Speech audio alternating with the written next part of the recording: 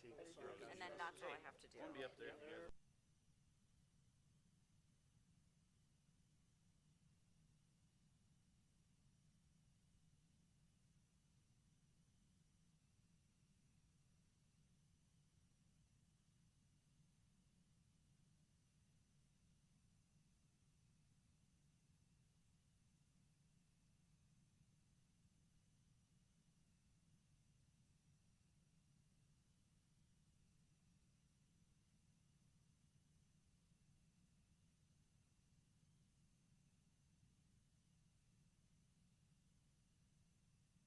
We're going to go ahead and call our workshop to order. I don't think we need to do a roll call, except that we do not have Tommy with us yet. Okay, so we'll just move on to our other business. So we have strategic plan discussion and the CTE facility renovation. We'll turn it over to Scott. Great, thank you. You have a bunch of information in front of you, including the CTE program assessment study that was emailed to you after our last board meeting. It was presenting to us in the last board meeting. You have a nice spiral-bound booklet now that really captures a lot of the conceptual work that the QC10 architects did for us a month ago or so, and that was at the last board meeting. We had two requests for proposals come in, two submissions from two separate architect firms. One is QC10 and the other is Plan 1. QC10 is out of Sheridan, Plan 1's out of Rock Springs. Both had submitted proposals the first time around for the smaller conceptual work, and we wound up going with QC10 and they did that work for us, and then here's the final packet you all have from that. Gave us a little bit of an overview of what we're looking at with our project. We went back out to ask for the proposals because this next step is much larger. This is going to be a much bigger, probably 10 times as big if you want to talk about the money factor for this next step. And so we wanted to get some ideas of who was out there and who was interested, and these two came forward. So we brought these two proposals, or these two submissions to, so not everybody has it. I see there's some questioning down there. Let's see, you're looking for, not everybody has this, but Michelle, it looks like this is Plan 1's RFQ. And then we have this one from QC10.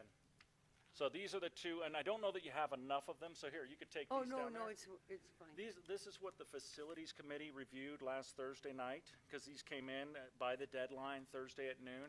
And they really outlined all their qualifications and why they're interested in our project, and some details in there, which I'm very thankful for. So we had a good conversation about this, about what to do. And a big conversation around the costs, right? Because we've been having this long, drawn-out discussion since the last board meeting and during our time with the architects leading up to the last board meeting and after the last board meeting. We've had a lot of sidebar conversations around which way to go with this project, because we have only so much money, right? And it's a conversation about how comfortable are you going into the reserves to build out this project. A lot of money factors with school finance are unknown right now. We're in the middle of, in the very beginning stages of the recalibration that happens in our state every 5 years. So that whole process will develop through the next couple of months, and by March 6th, that Friday, we should have some outcomes from the decisions made through that process. And we will know what school finance model we're going to be looking at for the future and possibly the next 5 years. The other factor out there is that bit of statewide litigation that's going on, saying around unconstitutionally funded education in our state, and that will play out too this spring as well.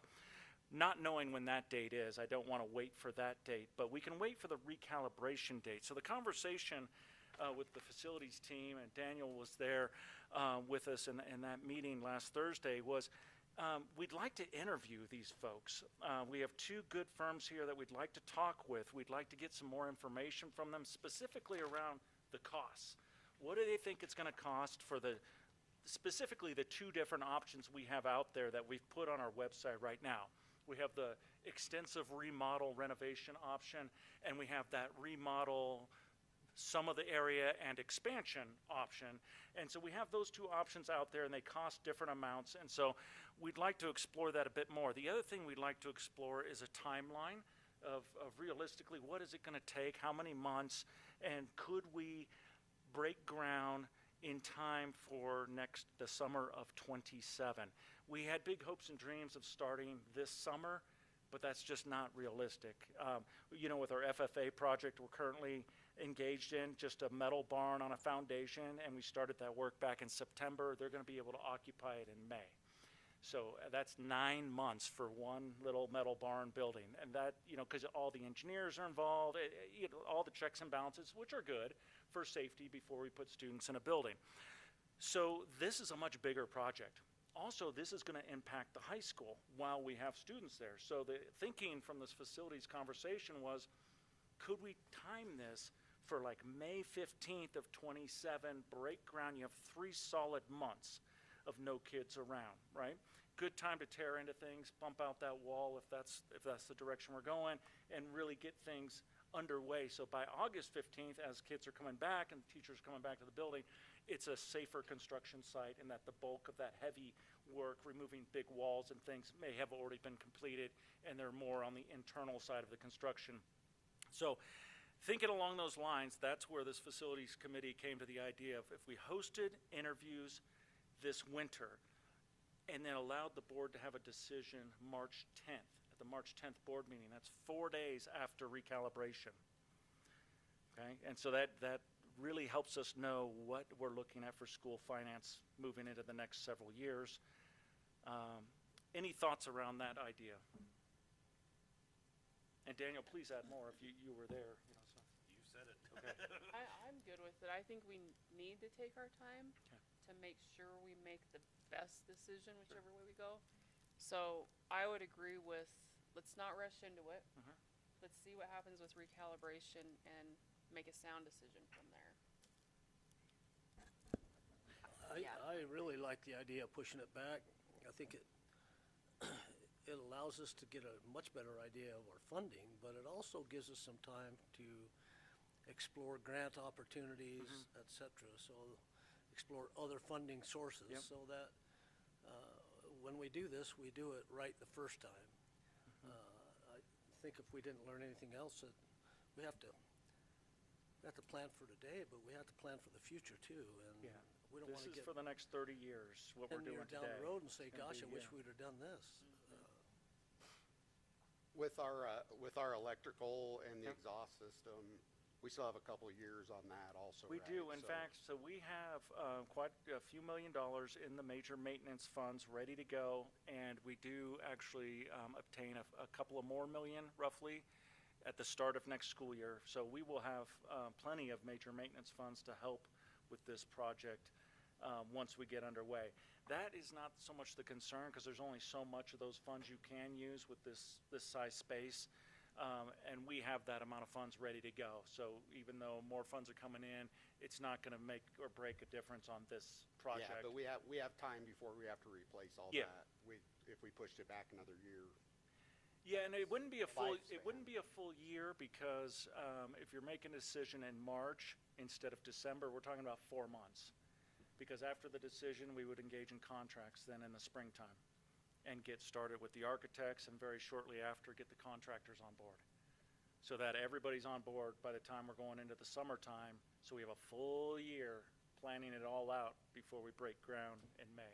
I also know, just from construction background, that when you start in May, you have a very good chance of being on time, because it's the first projects of the year.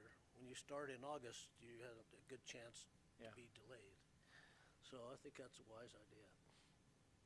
So does our major maintenance, does that roll over, or if we don't use what we are setting aside, we don't have to use it somewhere else this fiscal year? Okay. And we do have other projects across the district we're looking at. This conversation has spurred on a lot of other HVAC needs, like Lincoln Middle School needs some HVAC air conditioning. And so we're talking about, I'm already talking with the maintenance department about what's possible, and we're talking about getting some bids in on what that could cost. So as we warm up to bringing in HVAC folks, electrical folks, we can have some conversations with our other facilities to see what else is possible. So some of those can be tackled next year as well. And the rollover won't whatever the legislation decides, that they can't affect the rollover things, right? They can't, so Candy, maybe you can clarify on this. Right now, they're having a discussion around moving us from 30% reserves down to 20% reserves. I know we've said that we're kind of comfortable with 15 at the lowest. If they move us down to 20, how much time do we have to react to that before we have to spend? Oh, okay, so we have some time. Okay. Okay. Mm-hmm. So we'd have at least 2 more years. If it's 26 coming up, we'd have 2 more years. So we'd have time. This project would take place in 27 for the most part. I think we would serve our community well if we fund this from within. We don't tax anything. It's not a good time to tax our Trona industry. It's not a good time to tax anybody.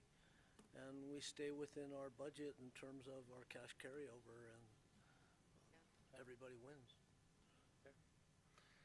And if they want to donate something, we'll take it.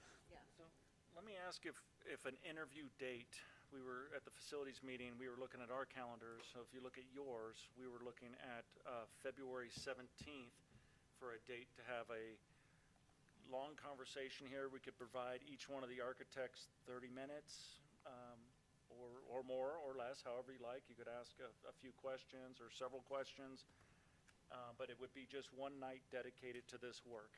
Except it's on a third Tuesday, doesn't somebody, there's usually other people's boards on Tuesdays. Yeah. Is that you? Yeah. I knew there was So somebody. what's another date that works? Would the 10th bump it up a week? That's our regular board Oh. meeting, so we were just wondering if we do it on a separate, so it's not like Yeah, such not a on one a night. Tuesday. Yeah, so it's not So I like think if we take it off of a Tuesday, just because I know there's other people serve on other boards on Tuesdays usually. Yeah. I should have looked at that earlier. Is there another date that anybody wants to propose? I mean, could you just bump it to the next day, the 18th Retired, so I can. or 19th? The 18th? I heard the 18th down here. Does that work for anybody? 18th or 19th? Yeah, either of those work for me. 18th? For me. 18th? And we're thinking I'll make it evening here. work. February? Yeah, That- evening, For February interviews, or February 18th? February 18th. February 18th. What time? That's only for the, So it's at 6? I mean, does 6 work for everybody, or? only for the Works for committee. me. Okay. For everybody. And how much time per you're interview out do you of town. want? Michelle's out of town Oh. on the 18th. Oh. Would you like to try the 19th? I'll be gone to Florida Oh, for okay. the Indiana not Indiana, but Daytona Daytona 500. Daytona, She has okay. something fun planned. What about just bump it up to that next, like The the night 11th. after our Or board the meeting? 11th? 11th or 12th. February The 11th is, That would work for me. I Sorry. can do either of those. I was thinking Michelle it was can do only either. for the committee, so. I don't know if you can hear, so. I'm just- February 11th? February 11th would probably work better for me. Okay, February 11th At 6? Oh, good. at 6? Okay. I'll Good. make it work We no got matter that. what, What but, I mean, about you can't fly home for the night? the length of time for You can't fly home for each the night? architect? How much time would you like to allow for them to Decide it maybe later. share out a little bit, present a little bit, and then ask them questions? So we got 2 interviews, Two. do 30 minutes each. 30-minute that- interview style, or do you want them to present a little bit and then ask them questions? I would say they, Do we just want to give them a 45-minute block to, That's kind of what I'm wondering, is a 45-minute block. Okay? They present to us for, say, 30 minutes, and we question Q&A for for 15? 15. Okay?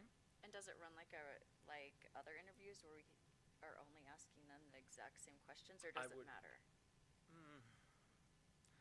Yeah, it helps. I mean, our HR department would say, ask them the same questions Yeah. to keep it fair. Unless it's like specific to their plan, then you could ask something Like different. Yeah. like a timeline question is, because they're going to have 2 different timelines that we could probably ask them different questions on their timeline. But like major budgetary type stuff, we'll probably need to ask the exact same questions to keep. You wanna keep it as consistent as you can with them. And let's say we have our set of questions and we interview the first person, or the first company, or the first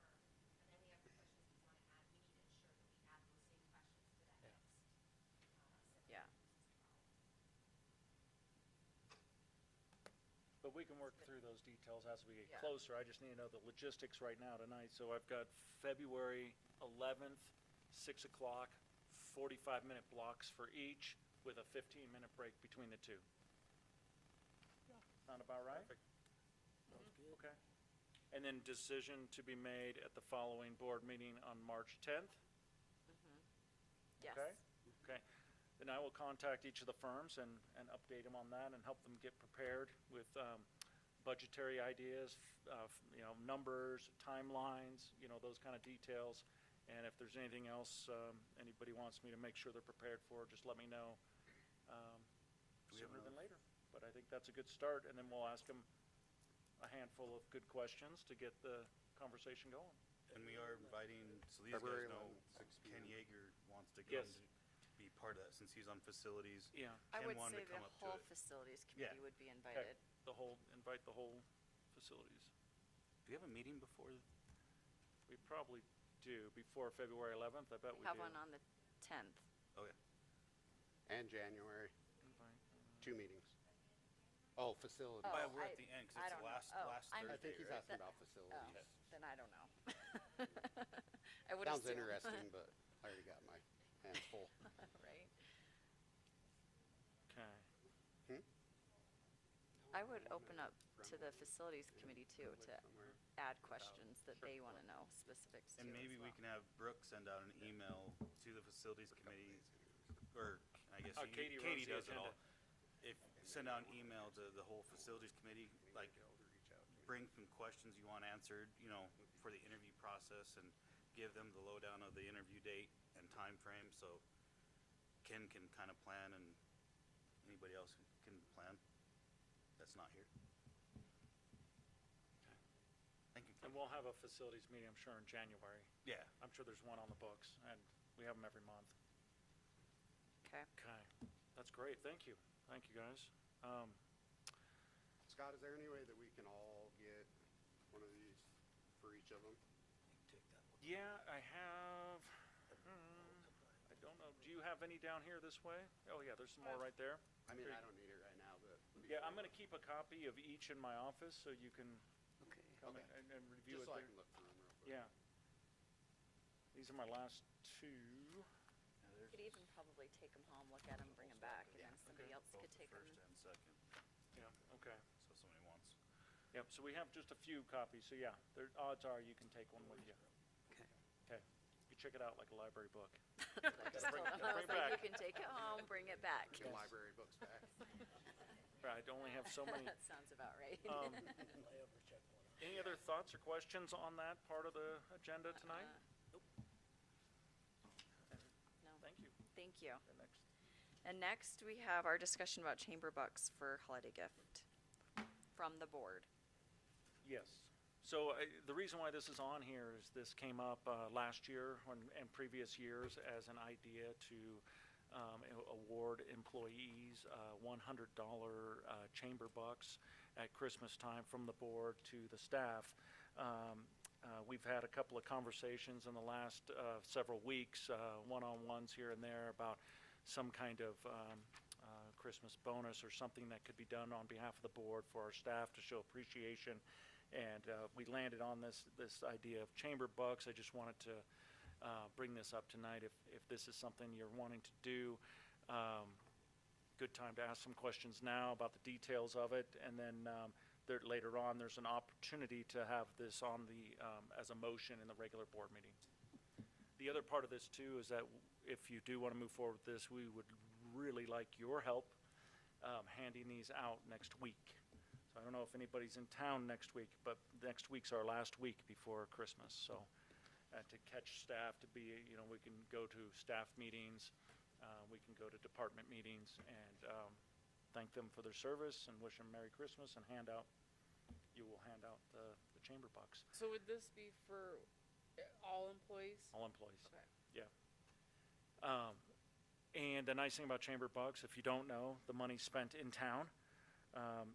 If someone's unable to spend in town for some reason, they can cash it at their local bank too. So it works that way too. But we hope that they go out to dinner in town or spend it at their local shops in town or local businesses, because the idea is rolling these funds back into our community over and over, especially during the winter months as our businesses don't have as much traffic as they do in the summertime. So just, let's say they pull into a drive-on coffee, they're not a chamber member. Do they still honor the chamber bucks? How does the money work? There's a list. There will be a list of businesses that are participating in this program. Okay. The other idea somebody had is to go into, like, say, one of these coffee shops, and you could possibly use it to buy gift cards from that coffee shop. If you wanted to share the wealth and put them in stockings or something, you could spread around, or just have a smaller amount on your card. Because a lot of businesses won't give you change for these. If it's a large chamber buck that you're turning in, they won't want to give you change in cash, so they'll want to keep it and use it as a credit towards their shop. Smith's has been known to take them from time to time for groceries, so that is an option. Ace Hardware takes them. There's always something in there that's of that amount for sure. As you head into the Christmas season, it's a great opportunity for our staff to spend locally. We're talking $100, right? Yeah. $100 Every for employee. everybody. Yeah. Good idea. Thanks. Well, thank you guys. This seemed to be something positive to land on. We had kicked around a bunch of other ideas, but this really sounded like something that everybody could get behind, and it pours the money back into the community, which I really like. What would be the overall cost? $100 per employee, 20 employees? The total cost, 56. What?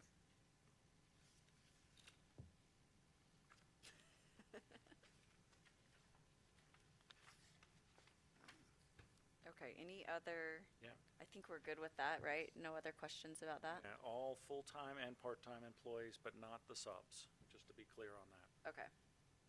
With I the full-time subs, though. No?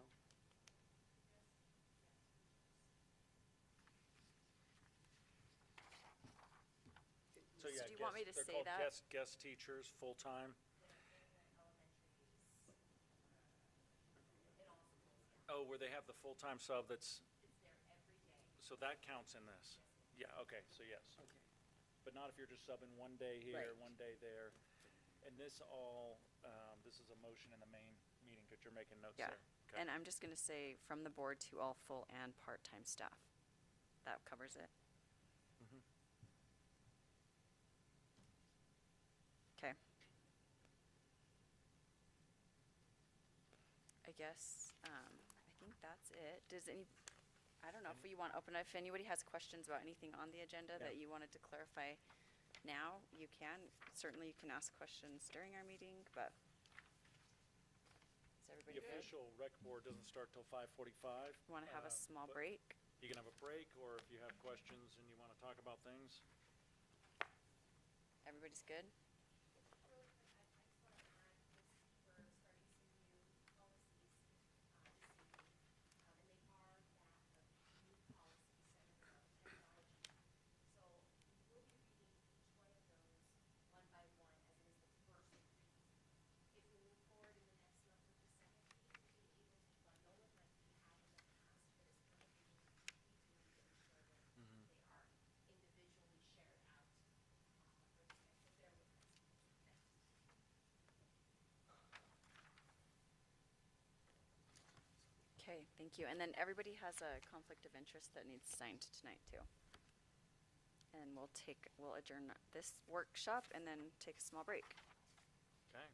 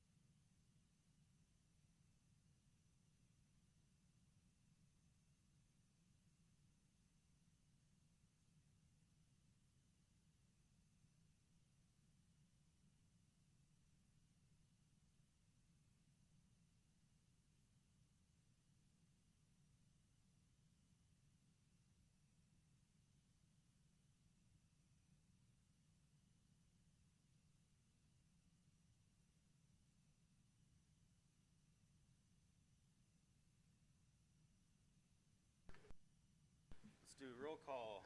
Ms. Castilian, Here. Mr. Davis, Present. Mrs. Drinkle, Present. I am here.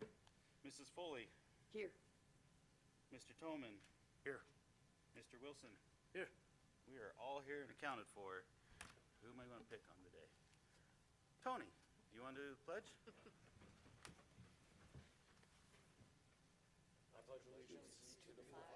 Of the United States of America and to the republic for which it stands, one nation, under God, indivisible, with liberty and justice for all. Okay.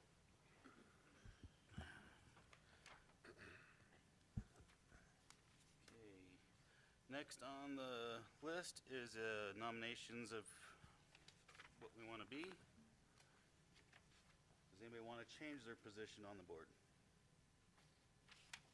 I make a motion that we just, everybody stay where they were. I'll second. Any discussion? John. All in favor? Second. Okay, yeah, you second it. All in favor? Aye. Motion carries. So, next up, public comment.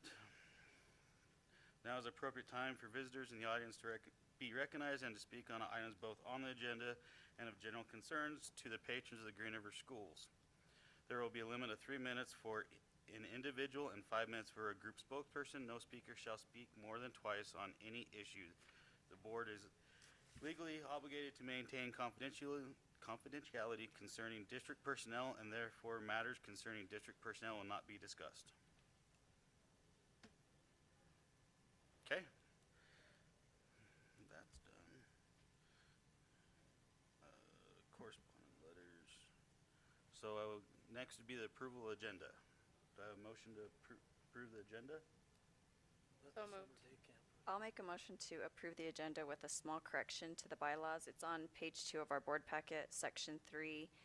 In the packet, we just need to reword the time frame to the rec board shall have a regular meeting prior to the school board's regular meetings in these months, March, May, July, and December, and then just strike out what's previously written.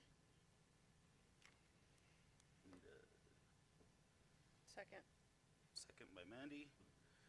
Any discussion? All in favor? Aye. Aye. Motion carries. All right. Need a motion to approve the rec board meetings from July? So moved. Second. Moved by Tate, second by Ashley. Any discussion? All in favor? Aye. Aye. Motion carries. Are you doing the CT? Sure, yeah. Okay. Yeah, so just a real quick, this is under number 5 on your agenda here, goals and leadership activities, a discussion around the Green River High School Career Technical Education Facility and renovation. An idea came forward to us to take a look at the funds and the rec board to see if there's any way any of these funds could possibly help with this project we're working on. And I'll tell you in short, probably not. And I'll tell you why. Two things came up over doing some research on this. One is the bylaws. I included the bylaws in your packet. Bylaws refer to a lot of recreational and collaborative recreational projects with the city and the community. And you could maybe interpret what we're doing as something that would also be complementary to maybe helping like with night classes in the wood shop and things like that. That aside, I don't want to get too far in the weeds on the bylaws because I'm a little more concerned about the financial piece. There's only so much money in the rec board, and we've lost some of our rec board revenues coming from property tax. As you know, we're down 25% on property tax. So what Katie included in your packet on page 4 is a timeline schedule. This table shows where we are in the past year, the current year, and then the next few years out.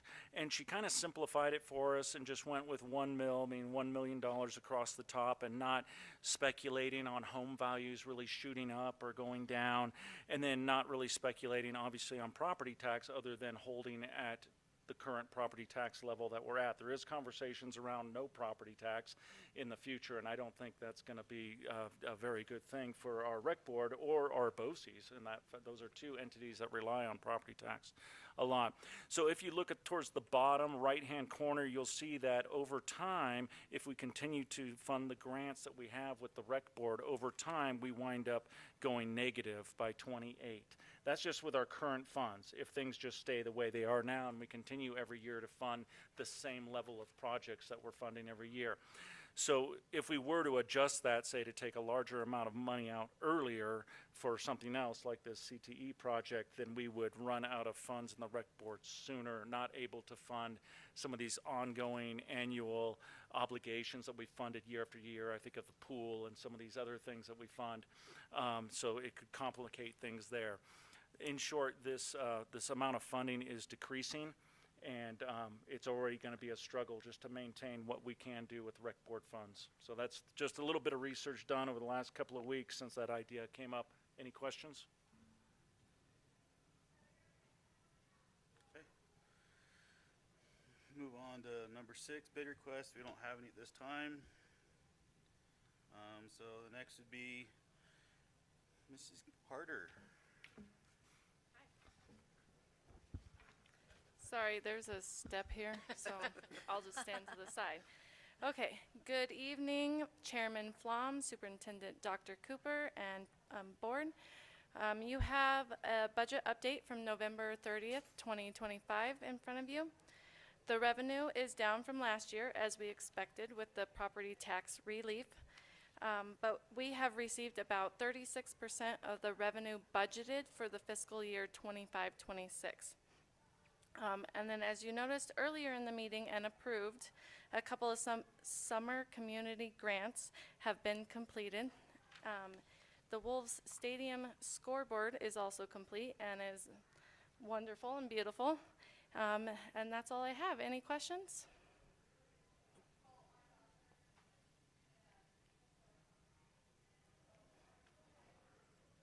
Okay. Okay, thank you. Thank you. It's Katie. Next is superintendent and board comments. Does anybody have any comments for this, or hold it for the school Just board? one, Danny, Okay. are we not acknowledging the letters of summer day camp and swim lessons, or?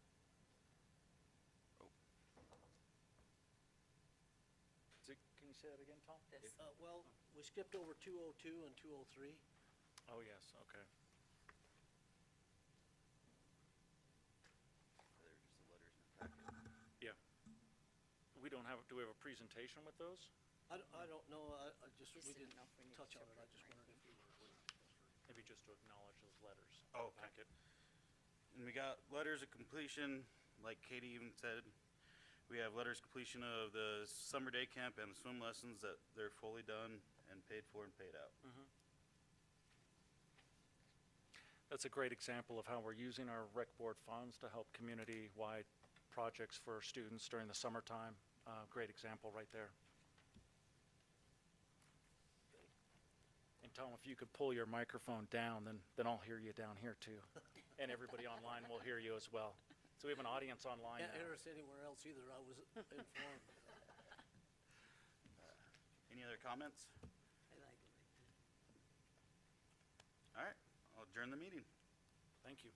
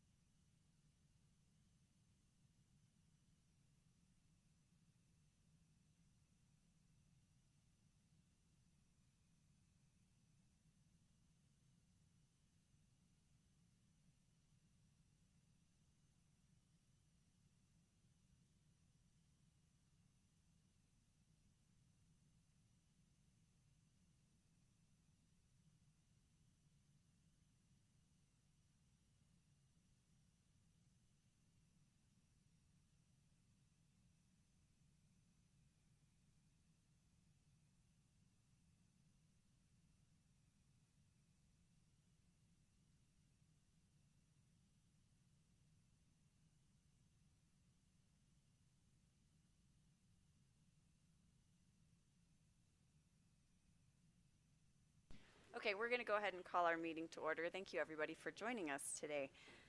First, we'll start with our roll call. I'll just go down the line. Tate Davis, Present. Tom Wilson, Michelle Foley, Present. Ashley Castilian here, Dan Flom, Here. Mandy Drinkle, Present. Tommy Toman. Here. Okay, thank you. We will start with our roll call. Can I have the Washington kids lead us in the pledge?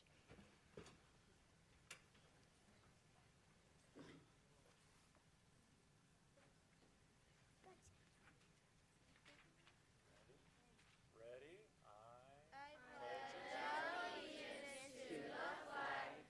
Of the United States of America and to the republic for which it stands, one nation, under God, indivisible, with liberty and justice for all.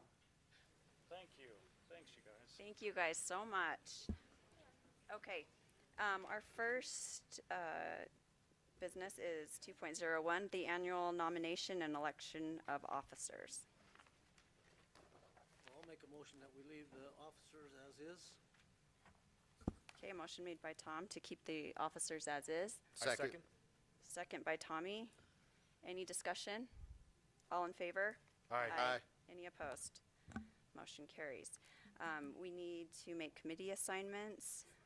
I'll motion we leave the committee assignments as is.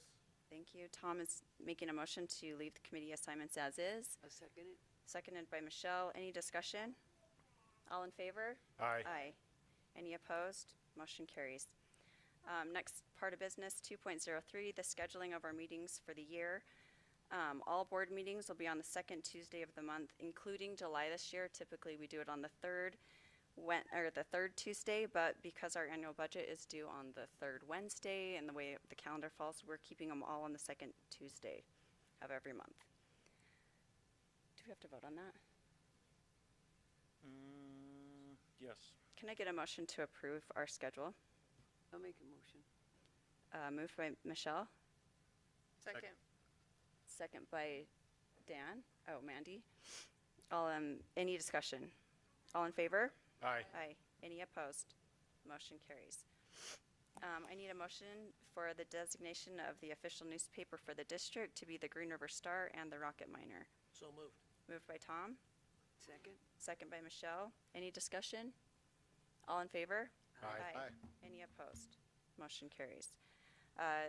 Designation of financial institutions for district funds. We have the WyoStar, WGIF, all banks in Sweetwater County. Can I get a motion to approve? So moved. Moved by Tate, Second. second by Tom. Any discussion? All in favor? Any opposed? Motion carries. Next, we have the designation of school board attorney. We have Sean Scoggins, lead attorney with Williams, Porter, Day, and Neville in Cheyenne, Wyoming. Can I get a motion to approve?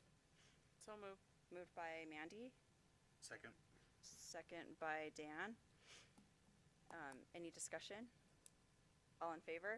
Aye. Any opposed? Motion carries.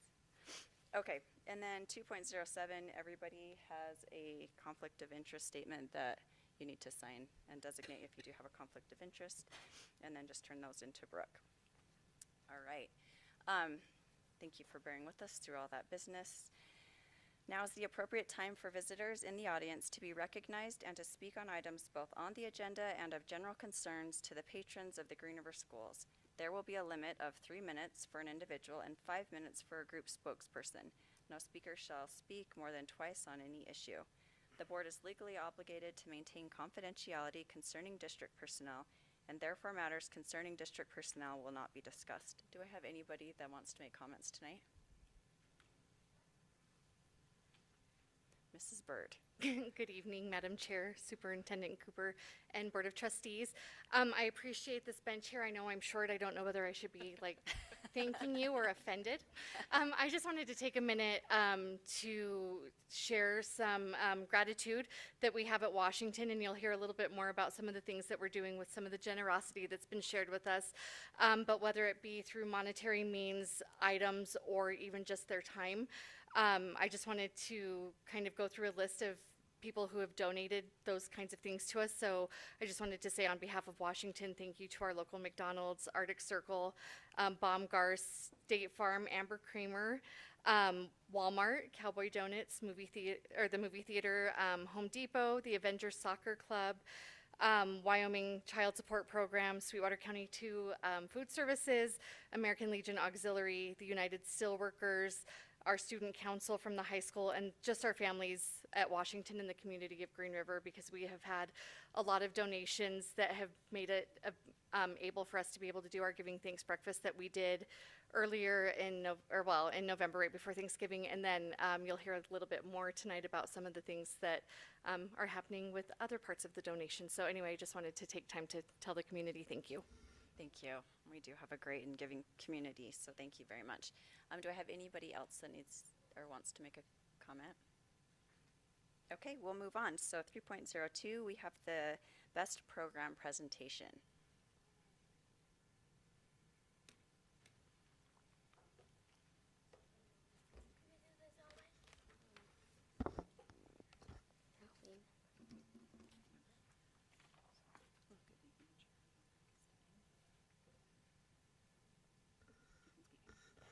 Good evening, Chairwoman Castillian, Superintendent Cooper, and Board of Trustees.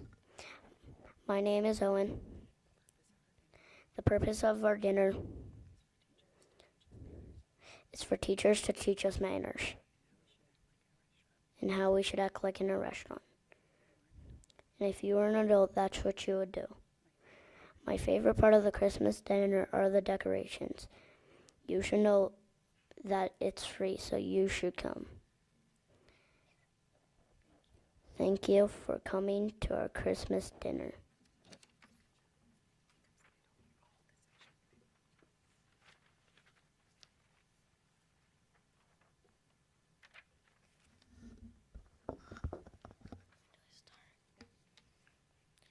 Good evening, Chairwoman Castillian, Superintendent Cooper, and Board of Trustees. My name is David Sage, and I'm happy to meet you. The purpose of the Christmas dinner is to show good manners and to show how respectful we are to each other and our families. The skills we learn and social skills to prepare for the dinner are manners, fanciness, respectfulness, and to be a gentleman. My favorite part of the dinner is to see all the families and to be respectful and responsible to other families and teachers. There will be teachers in the school, families, cousins, uncles, and aunts at our Christmas dinner. I want you to know there's so many good foods and it's a fun moment for everyone. Thank you for the time you give. Have a good day.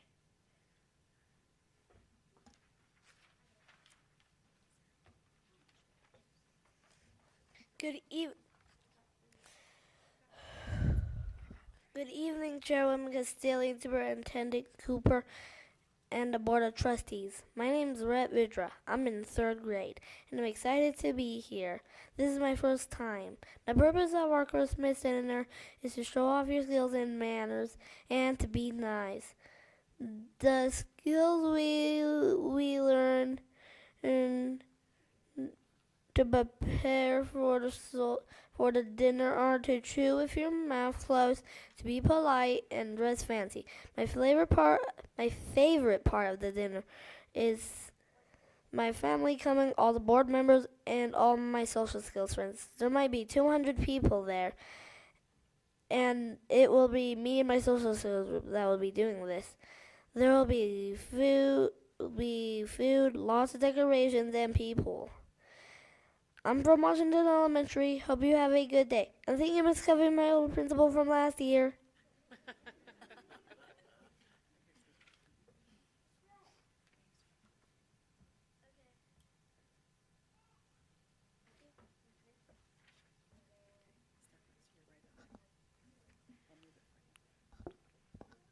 Good evening, Chairwoman Castillian, Superintendent Cooper, and Board of Trustees. My name is Christopher. I am in 4th grade, and I would like to speak with you today about our Christmas dinner. The purpose of our Christmas dinner is to show how kind and respectful we are.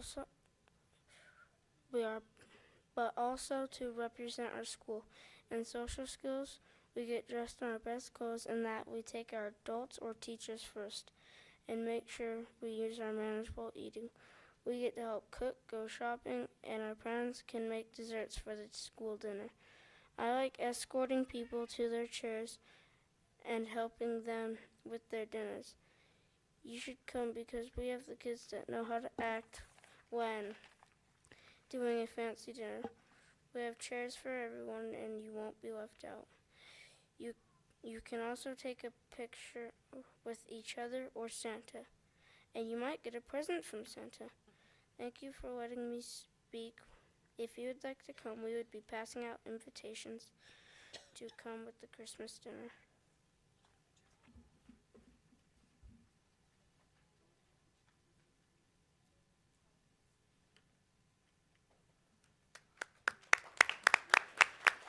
Thank you.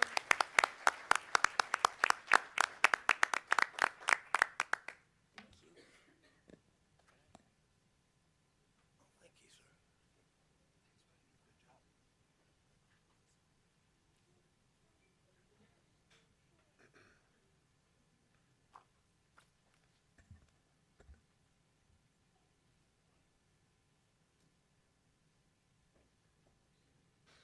Do you guys want to get a picture?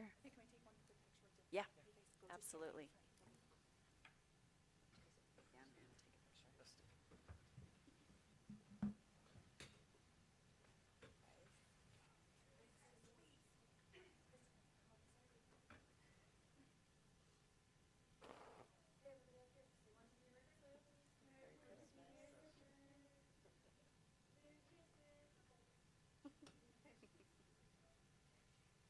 Good job, you guys.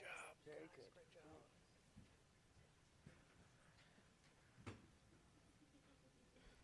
Thank you. We look forward to going to your dinner.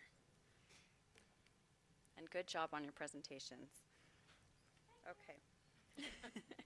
Next, we have a presentation of the Rocky Mountain Power Grant awarded for the purchase of Sphero Robotics at Truman.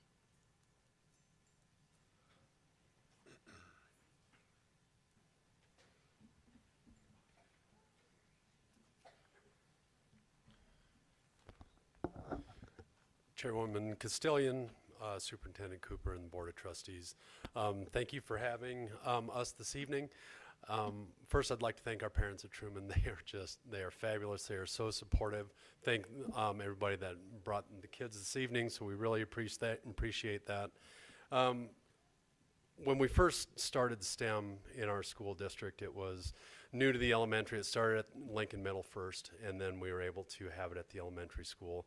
And I cannot express enough how incredibly impressed I am with Mrs. Mast and the things that she has done with this program, what she has brought to our school, what she continues to do with each and every one of our kids. You're going to see some of those special things tonight, but she is an out-of-the-box thinker.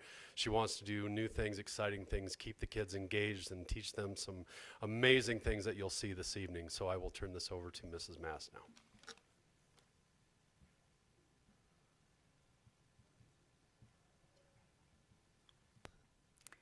Chairwoman Castillion, Superintendent Cooper, board members, educators, family, and friends.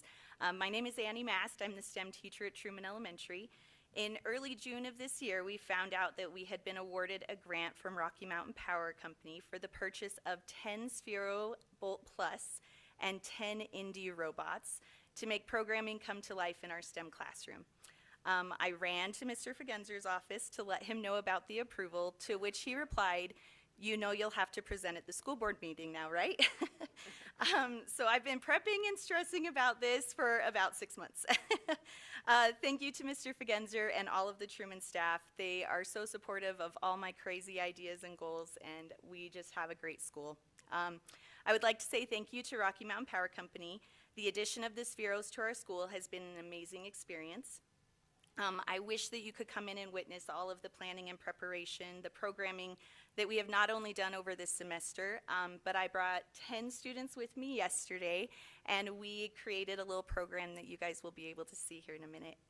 I'd like to name the 10 that are with me, so they will just wave. We have Sydney Stice, Addie Acey, Raylyn Gibson, Lily Smith, Allison Wall, David Anderson, Roman Miller, Rain Asher, Gabe Draper, and Reverend Trujillo.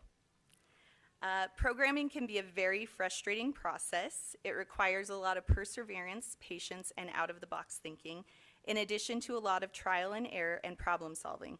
All important skills for these kids to learn, especially as they progress through middle and high school. I'm so incredibly proud of our Truman students. Without further ado, I would like to invite Sydney Stice and Addie Acey, who volunteered to create the slideshow and present it to you this evening. So after that, we will have a short presentation for you all. Thank you.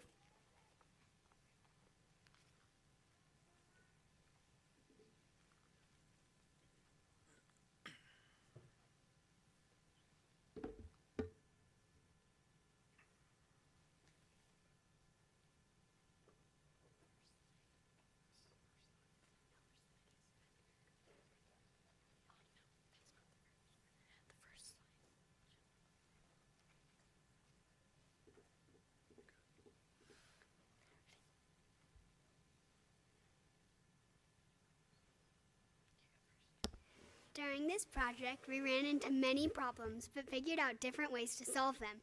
This involved trial and error and partner working to solve. We used Velcro to map out the crust, mantle, and core of the Earth for this project. Miss Mass took all of these wonderful pictures. They're so good.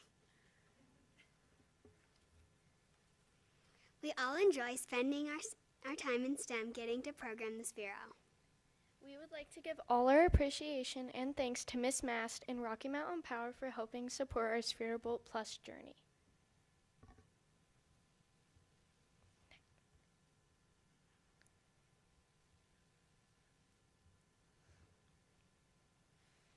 We have enjoyed everything that we do at the Spheros. This has been something that at least I look forward to every time I have STEM. And me, I look forward to it too. We partner worked on this project and made a lot of progress.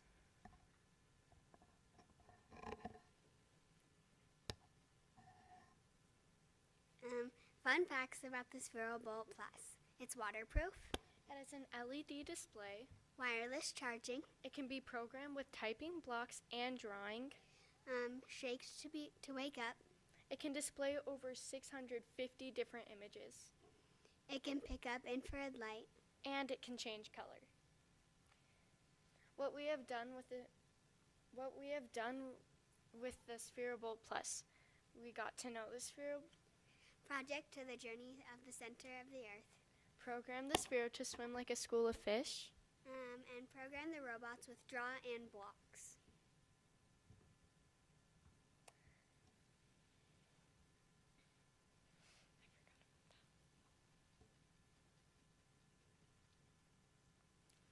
Thank you, Dr. Cooper and school board members. Mandy Drinkle, Tate Davis, Ashley Castillion, Tommy Toman, Michelle Foley, Tom Wilson, and Daniel Flom. We are all overjoyed when we got this Sphero Plus. We want to thank Rocky Mountain Power for giving us the money to purchase these amazing robots. Thank you.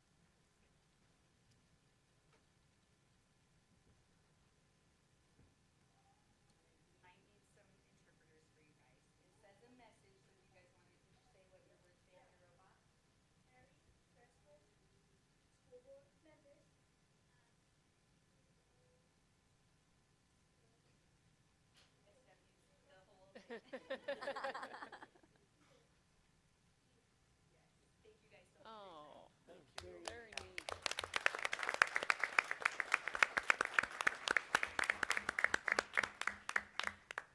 Great job, guys.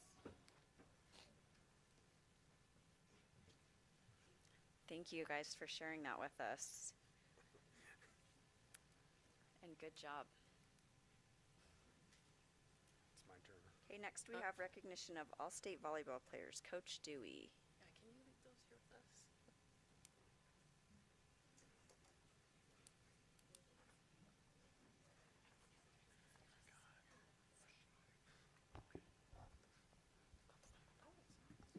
Good evening.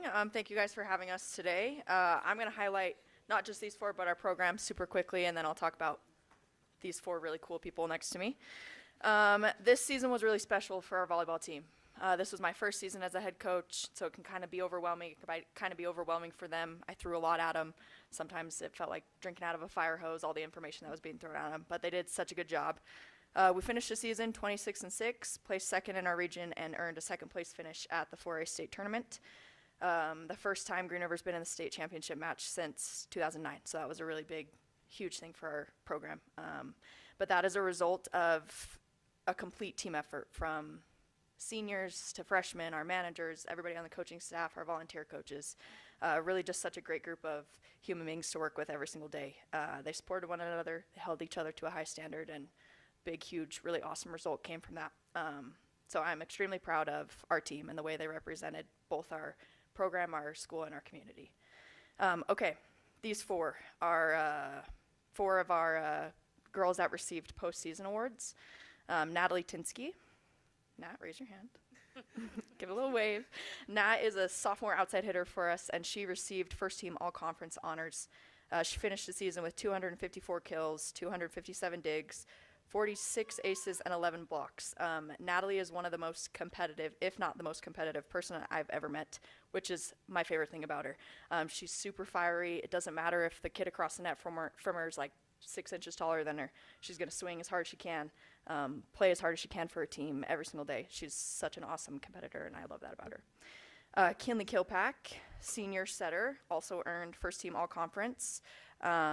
She recorded 855 assists, 165 digs, 56 kills, 54 blocks, and 32 aces this season.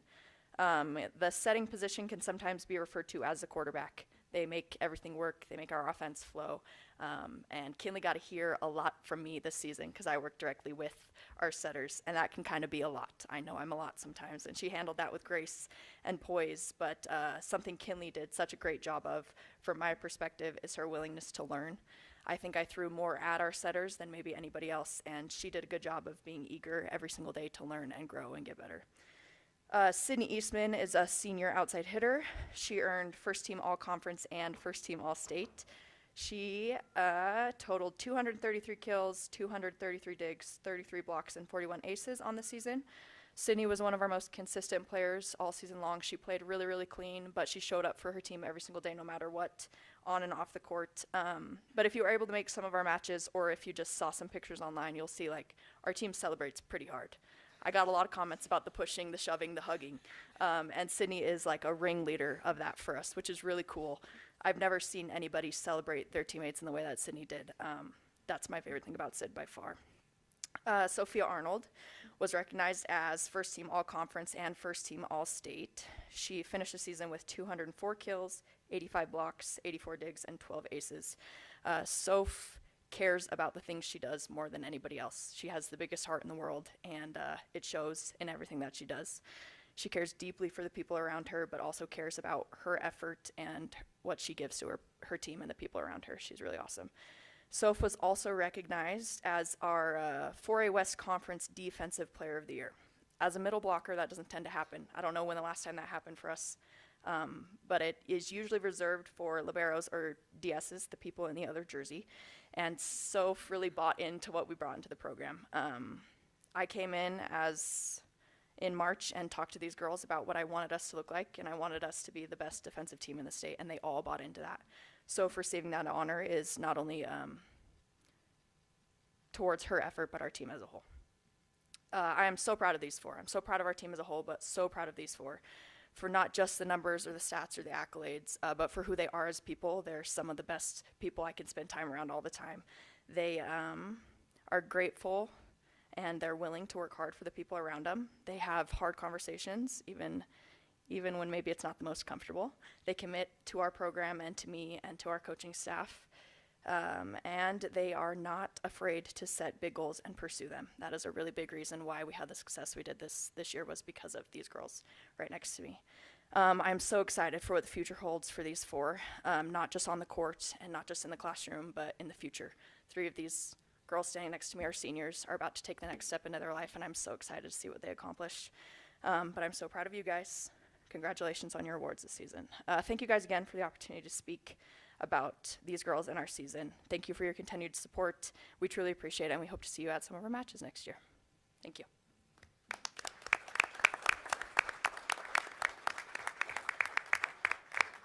Great job. Congratulations. And also I saw Coach Dewey was named the TRN Coach of the Year, so well deserved. Thank you so much. That's great.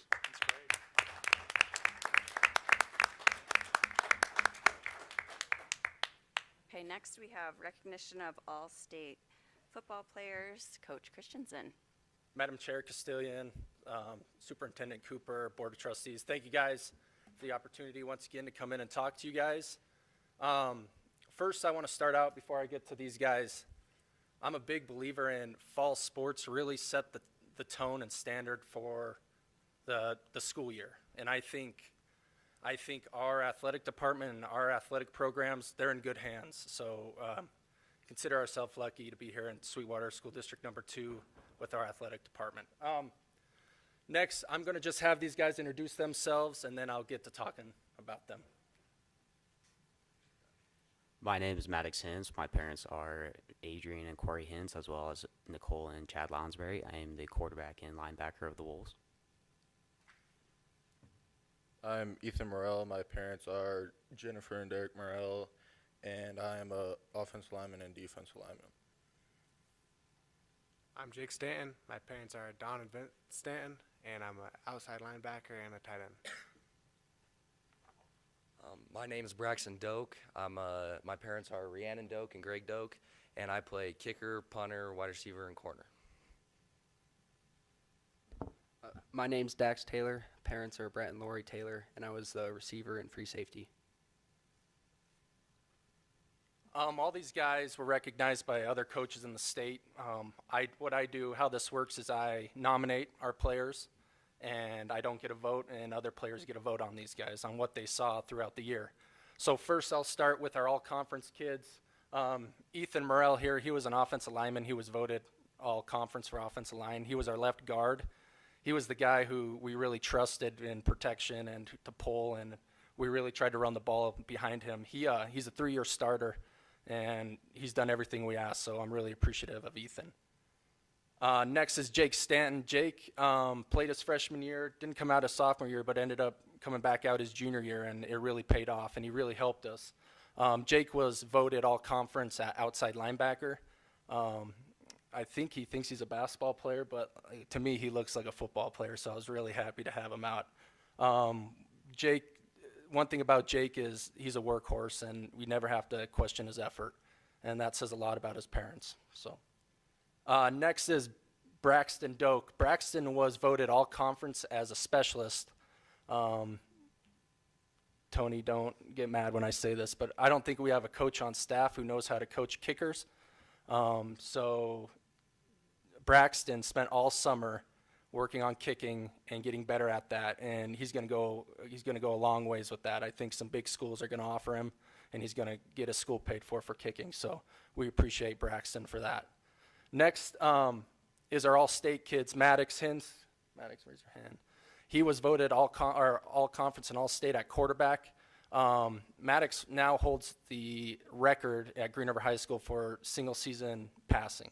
And he's been a 3-year starter, and he's done wonders. And he's a leader, and he's been a captain, 2-year captain, and he's done everything we've asked. So we appreciate Maddox.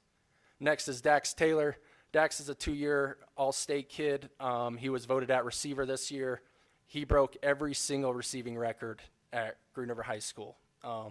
And that says a lot about his work ethic and time he has put in, and just his ability as an athlete. So we appreciate him. These guys are going to go on in life, these 4 seniors, and they're going to be successful because they've had the lows of the last couple years and the highs of this year of finally getting to the playoffs for the first time in 8 years. They know how to handle adversity, they know how to work hard, and they know how to be humble. So I am very proud of these guys. Jake, you got 1 more year with me, and I hope next year we're standing up here again. So thank you guys. I appreciate all you've done, and go Wolves.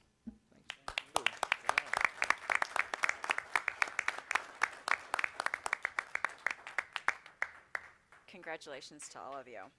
Okay, next we have Gimme a Break drawing. Dr. Cooper.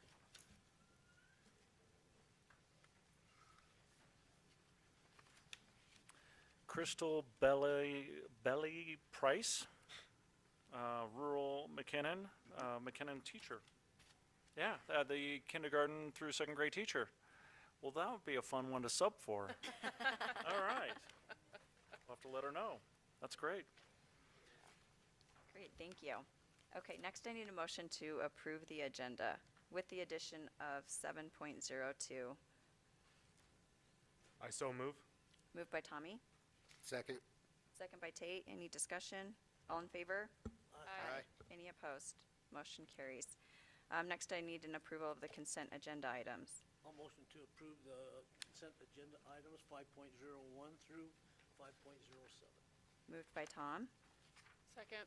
second by Mandy. Any discussion? All in favor? Aye. Any opposed? Motion carries.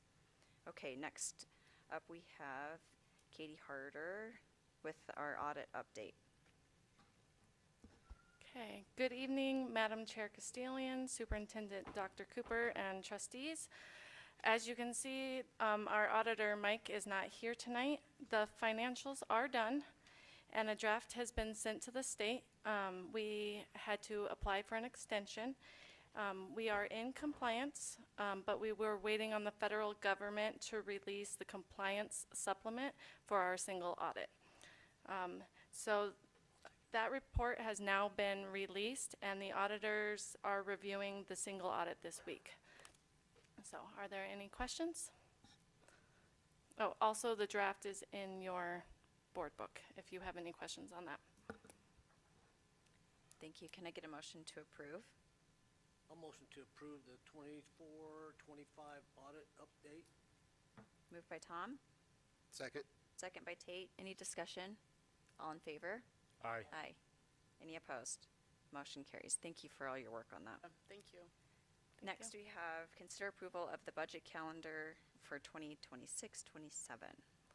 Okay, so this is the budget calendar for the 26-27 school year. This year, there is a 20-day legislative session, and it will start on February 9th, and it adjourns March 6th. The rest of the timeline remains the same. Are there any questions? Thank you. Can I get a motion to approve the budget calendar for 2026-27? So moved. Moved by Mandy, Second. second by Tate. Any discussion? All in favor? Aye. Aye. Any opposed? Motion carries. Next, we have consider approval of the medical flexible spending account amendment. Okay, this amendment is done annually. The IRS increases the amount of the flex spending that can be used for the 26 year. This year, the maximum is $3,400, and we are continuing our contract with Health Equity for the 2026 year. And that's all. Thank you. Thank you. Can I get a motion to approve the medical flexible spending account amendment? So moved. Moved by Tate, Second. second by Mandy. Any discussion? All in favor? Aye. Aye. Any opposed? Motion carries. Thank you. Thank you. Okay, next we have the report on the Wyoming School Boards Association Annual Conference, which was held in November in Casper. Does anybody have any comments they wanted to make about going? It was a great conference. A lot of good material. I think the most valuable piece was getting to talk to other board members. I think getting some insight into how other boards operate.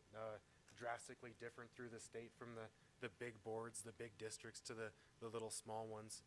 But it seems like, the unified drive, the true purpose of why those board members serve is always telling. And it seemed like that was ubiquitous across the group. They're there for the kids. Absolutely. I really appreciated the keynote speakers. Yeah. I mean, you always learn a lot from people who have you reflect on your own practice and beliefs. So I really appreciated that. And like Tommy said, just connecting with other board members from around the state, seeing how they do business was a good thing.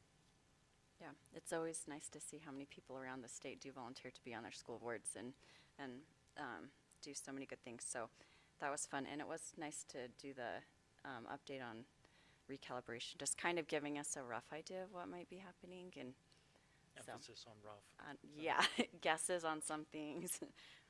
I do have something to add. Yeah. Speaking of the keynote speaker that you all enjoyed, Clint Swindle. So we have secured a date with him, and we're in negotiations right now on the contract. It's very favorable. It's very fair. It's in the price range that we're used to for that kind of thing. He's also willing to work with our administrative staff as well.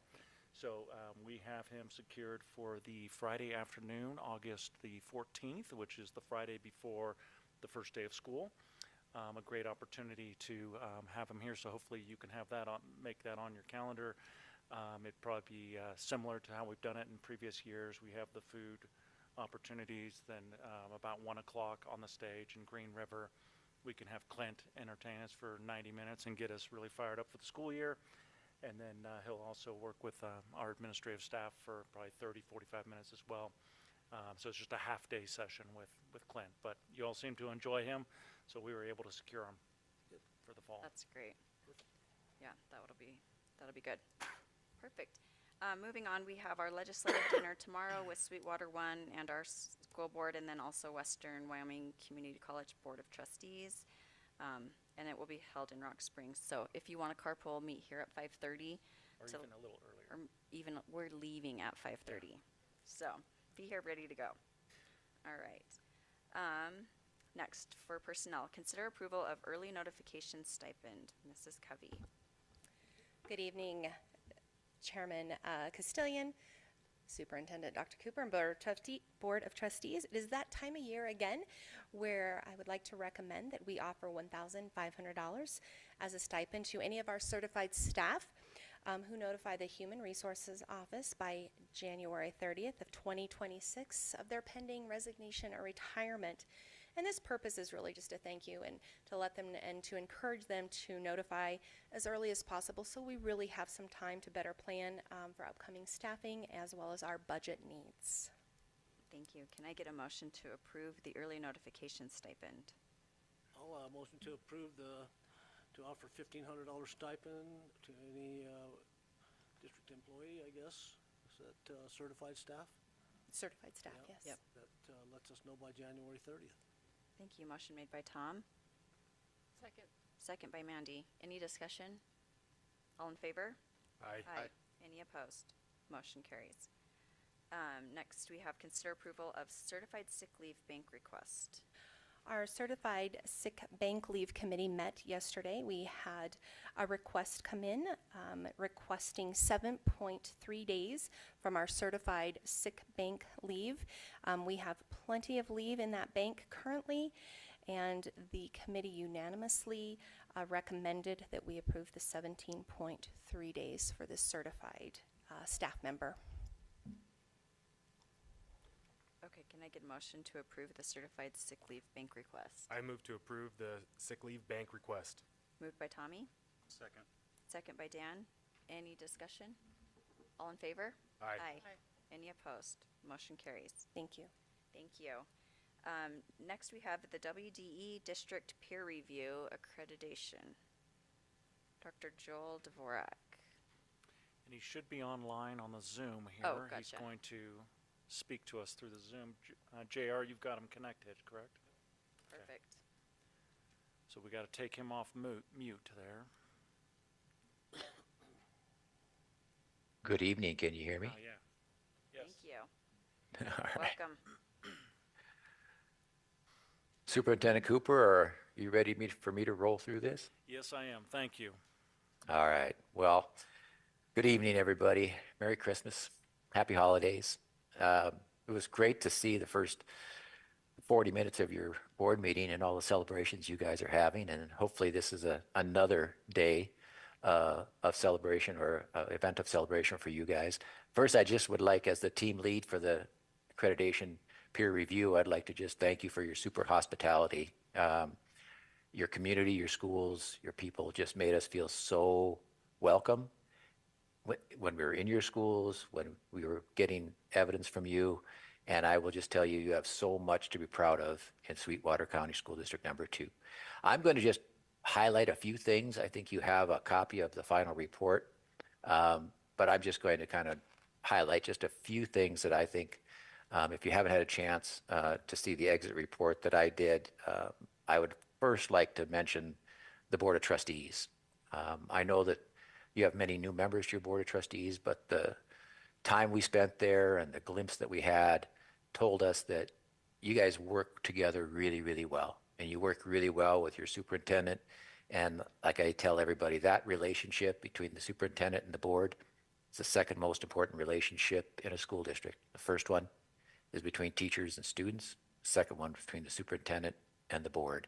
And you guys are working really well together, and it was really great to see that, especially assimilating new members like you did.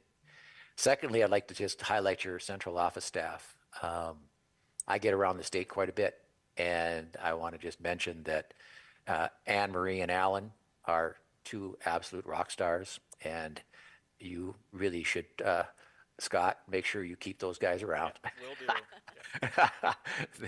They are really good. And I want to highlight, too, the strategic staffing that the district has done with Scott and Anne Marie and Alan. They're a pretty lean operation up there, but they are continuing to be very strategic in their staffing as they're dealing with this declining enrollment that you guys are suffering through. And I just want to really commend them on using attrition and doing all the efforts they can to be lean and to continue to support the students in the classroom while having a decreased enrollment. So well done. I also have had the ability to lead a bunch of principals as a superintendent, and I will tell you, you have a great group of building principals. I don't have any schools that I was a leadership of or a district with building principals that weren't great if they had exceeding or meeting expectations for schools. Every ship has a good captain in the district, and the principals are doing a really, really great job. One of the things I want to highlight too is your climate and safety. And we scored this exemplary in the area, especially of supporting students and staff in their mental health needs. The trauma-informed work that you have done, the mental health partnerships that you have to take care of your students and your staff, especially post-COVID, with all the trauma that has gone through communities, is just exemplary, and you are to be commended for the great work you're doing to keep your kids and your staff healthy. I also want to mention another exemplary that we scored was in the stakeholders, and that is, it's unusual. I've been doing this for 5 years, so I've done approximately 20 school districts in the state of Wyoming, and I don't know of any other school districts that have regular twice weekly meetings with their county attorney to stay in partnership to deal with the kids that are at risk. And I just think that practice is incredibly strong and exemplary. I think your mental health and trauma informed, I mentioned already. And under stakeholders, that was under stakeholders. And the PLCs drive your collective efficacy for your teachers. And the work that you're doing in your PLCs is strong. It's driving your continuous improvement. And my word is just continue to put energy and effort into getting those PLCs to be as high performing as they possibly can, K-12. And that work has been just great. Finally, the under instruction, our staff went into your schools. We saw positive, engaging classrooms. We see leading edge on artificial intelligence that's happening in the district. And we just felt really, really good about the experience that kids were having culturally and instructionally in your classrooms. The other thing I want to highlight is a 91% four-year graduation rate doesn't happen on accident. It's a very, very hard, intentional thing. And along the I-80 corridor, I would argue you have, if not the best, one of the top two graduation rates on the I-80 corridor in the state of Wyoming. And I just want to give you great kudos. The culture and the way you take care of kids drives that 91%. And then finally, I don't usually give our team, the teams that I've led, rarely give an exemplary for student activities, but the strategic level at which and the intentionality that they're doing in the planning around activities to get more and more kids involved, and especially accommodating children with special needs, those are truly exemplary practices. In my 5 years of doing this work around the state, it's the best I've seen. So those are just some of the highlights that I wanted to share with you in this meeting of celebration. I think it was an absolute pleasure to be there. It was a pleasure to meet Scott and his team, and we were just really thankful for the opportunity. And if you have any questions or comments, I'll take them now. Anybody have questions or comments? It was a pleasure to meet you, and I think Tom and I both had a good time talking with your team too. Great. Well, thank you, Madam Chair.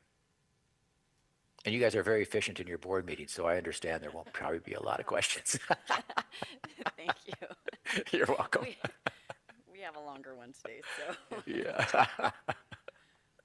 Joel, I just want to thank you. It was great for me as a new superintendent in a new community, new town and everything, just to learn all about this wonderful district. So thank you for the deep dive into the full process of everything that we're doing here and all of our systems and structures in place. So it was very helpful for me.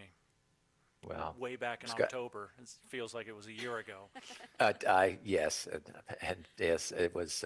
We were a little slower this year getting our final reports up. We sure appreciated your patience, and a little mini organizational assessment's not a bad thing for a new superintendent, Scott. Yeah. That's great. Well, thank you so much. Thank you. Thank you. Thank you, Joel. You bet. Merry Christmas. Merry Christmas, Joel. Okay, we will move on to 9.01, and great job to our district for having such a great report. Yeah. Okay. Oh, yeah, so number 9, this bid request item. We talked a lot about this in the workshop, and just to give a quick overview for those that weren't maybe in the workshop, instead of recommending approval of architects tonight, I'm recommending that we host interviews in February. We landed on a date in our workshop that works for us, which is February 11th at 6 p.m. I'll reach out to each of these architect firms and prepare them for the interviews. We'll have some time with them, 45-minute blocks of time with each one, a little break in between.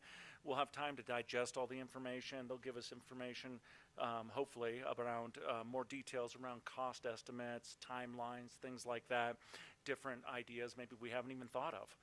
So we'll get a lot more information in February. And then in our March 10th meeting, which happens to be 4 days after the recalibration is finalized, we'll be able to have a thoughtful decision, hopefully, made around which architect firm to go, which direction to go, and we'll know about recalibration. We'll feel a little more confident about the numbers we have in all of our accounts, and we'll feel confident at that time for making some good decisions around this work.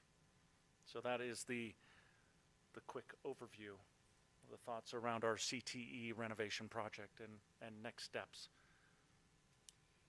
Thank you. And I think I'm good. I like that we're no real pumping the motion, brakes a yeah. little bit, and we'll be able to make really good informed decisions.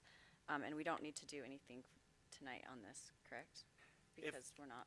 No, you don't have to make a motion. Okay. We will make sure that we're announcing the interviews. It'll be a public board meeting right here. We'll do the interviews right here in the public on the 11th at 6 p.m. And we'll be sure to advertise that well in advance, which is a day after, 2 days after, or 1 day? 1 day after our normal board meeting.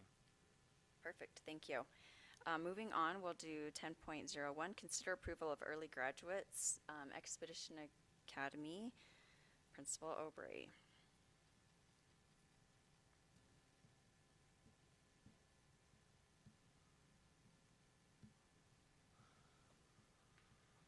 Good evening, Madam Chair Castillion, board members, Superintendent Cooper. Before you is a list of our somewhat early graduates. We've got 6 of them that are graduating early, and we've got one student on there who actually came back in his 6th year at age 20 and is going to earn his diploma come next Friday. So we put those names before you. If the students on the second portion of that do not complete their work, they will be back with us in January. But all of them are on schedule for next Friday, and asking for your approval for them to look at getting graduated. Thank you. Can I get a motion to approve the early graduates for Expedition Academy as listed? So moved. Moved by Tom, Second. second by Tate. Any discussion? All in favor? Aye. Any opposed? Motion carries. Thank you. Thank you. Next, we have consider approval of the early graduates for Green River High School. Mr. Gantz.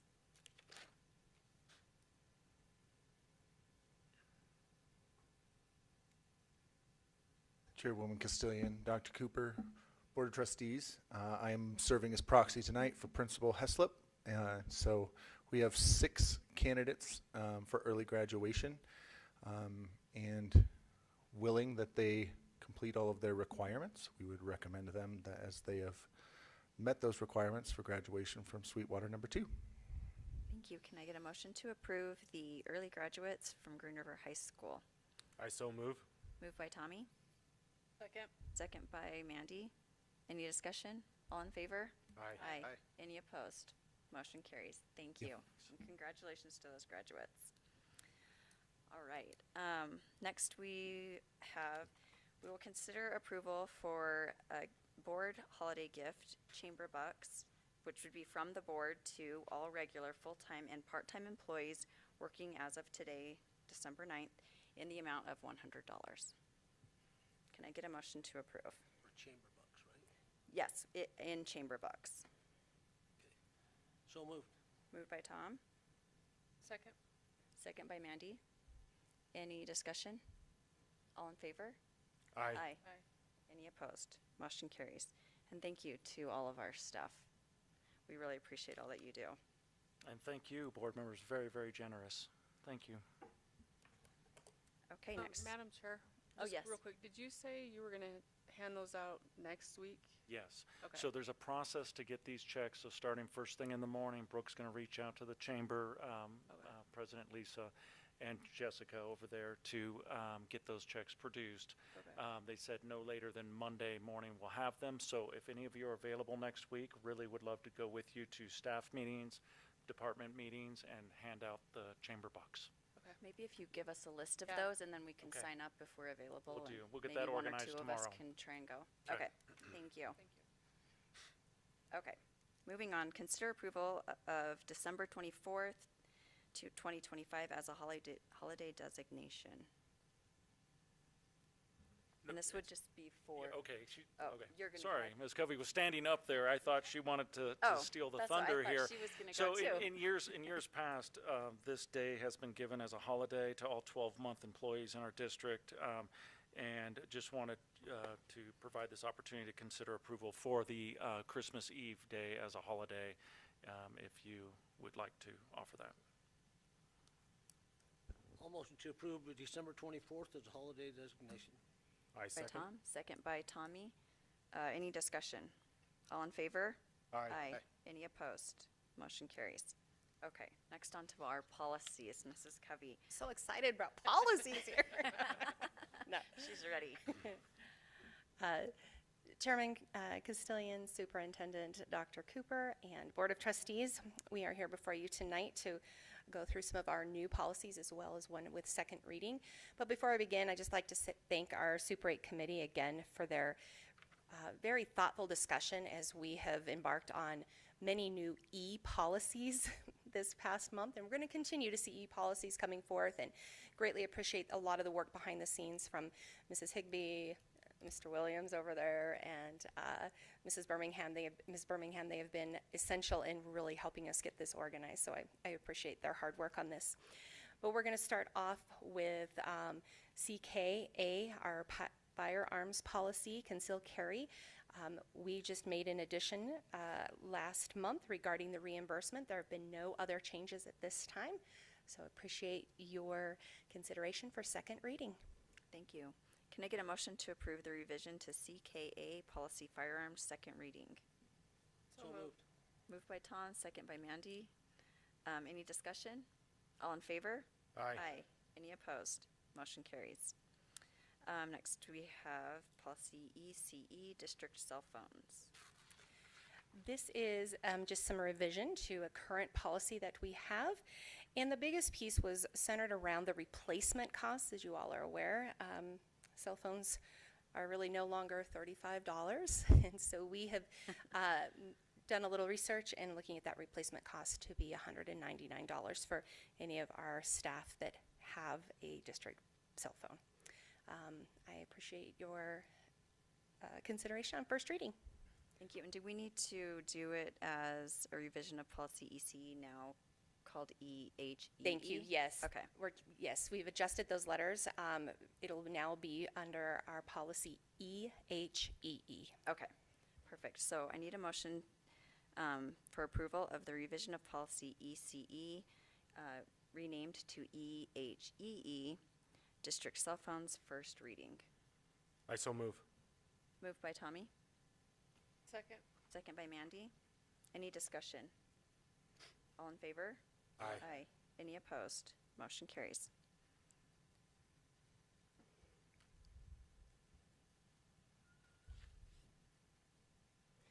Our next policy, first of all, I'm going to note that this is going to be a revised naming of it from EGAC to EHED, first reading.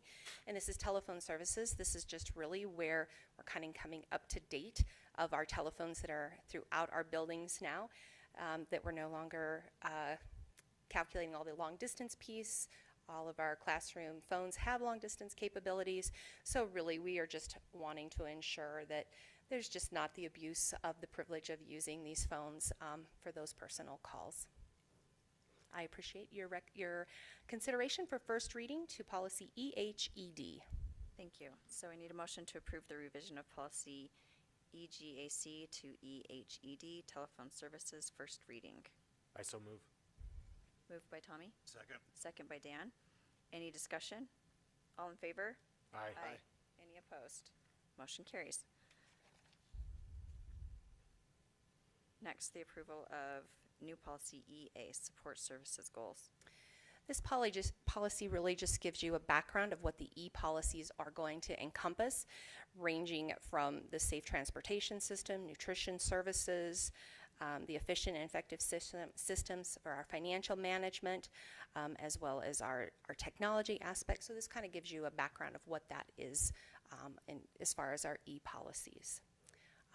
Appreciate your consideration for new policy EA, first reading. Thank you. Can I get a motion to approve new policy EA, support services goals, first reading? So moved. Moved by Tom, Second. second by Mandy. Any discussion? All in favor? Aye. Any opposed? Motion carries. Next, consider approval of new policy EHAA.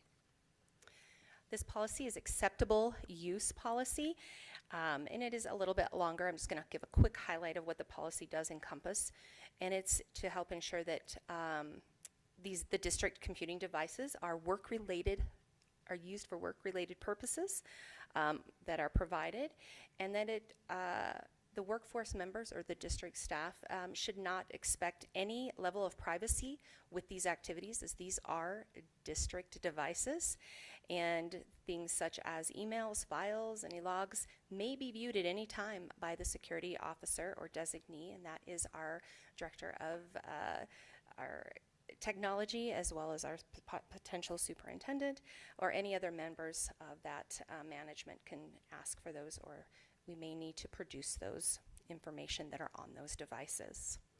That's kind of a highlight of policy EHAA. Appreciate your consideration for first reading. Thank you. Can I get a motion to approve the new policy EHAA, acceptable use policy, first reading? I so move. Moved by Tommy, Second. second by Mandy. Any discussion? All in favor? Aye. Any opposed? Motion carries.